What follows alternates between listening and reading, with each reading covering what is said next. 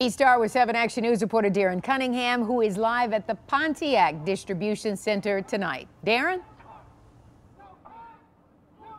Carolyn, Mike, good afternoon to you here. As you can see, you see these folks behind me here. We've been out here since 11:30 when they first walked out. Now, you're looking actually at the second group that's been out here today, the second shift taking part, I should say, in this strike here outside the Parts Redistribution Center in Pontiac. Parts at this warehouse are sent to parts distribution centers all around this country, parts for various vehicles and model years. And so this location, as I'm told, is significant. Now, you may have just heard just now they were chanting no pay, no parts, and they're serious.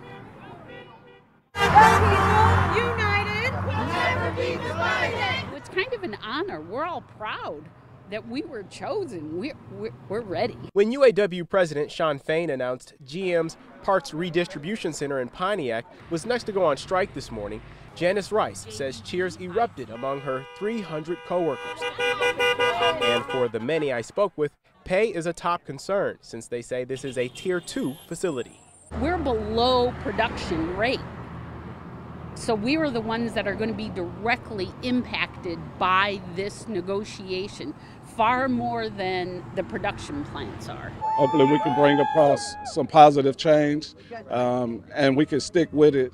Derek Times tells me there's also a pay disparity among workers within the warehouse, and so he's asking for fair wages.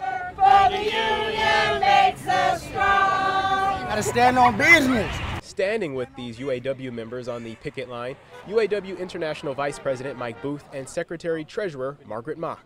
Booth says parts warehouses like this one, also known as CCAs, are big money makers for General Motors. And so cutting the supply of parts hits the company where it hurts. No contract, no parts. The bottom line is we want a fair contract for the membership.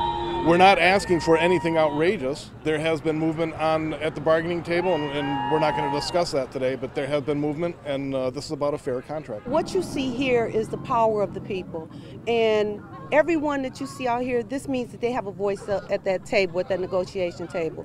And just know that we don't want to be out here, but the company left us no choice.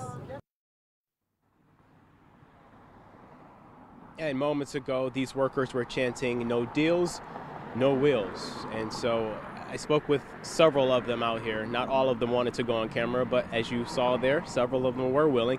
And so many say that they are willing and ready to strike for as long as it takes to reach what they feel will be a fair deal. Live in Pontiac, Darren Cunningham, 7 Action News. Certainly difficult all the way around. Thank you so much, Darren, for the live report. Well, UAW leadership joining in as the workers go on strike today. 7 Action News reporter Sarah Michaels is live from the Stellantis Centerline facility where the president of the United Auto Workers, Shawn Fain, joined in on that picket line. Sarah. Carol and Mike, hundreds of UAW members work at the Centerline Distribution Center alone, and as they walked out at noon today, UAW President Shawn Fain joined them. He was energizing the crowd. They've been picketing all day. You can see some of them still behind us right now. He energized them, and he also detailed what's coming next.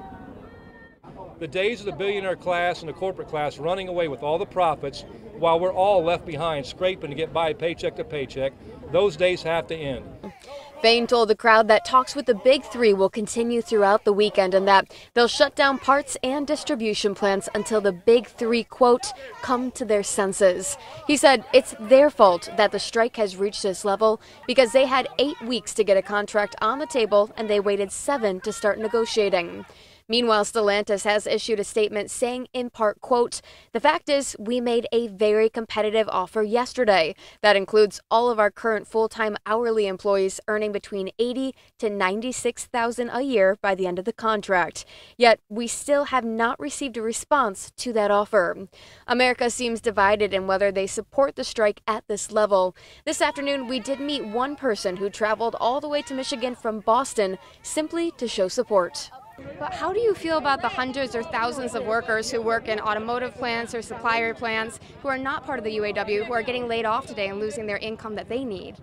I think we have to look big picture. They're being laid off because of the bosses and because of the corporations. So I think what UAW is doing is actually modeling what auto workers across the country can fight for and do. And many strikers saying today that they are honored just to be out here. Coming up in an hour on 7 Action News, we're hearing more from UAW President Shawn Fain. He detailed his message for Americans at home who are feeling the heat. Live in Centerline, Sarah Michaels for 7 Action News. Okay, Sarah, definitely a lot of motivated strikers right behind you there.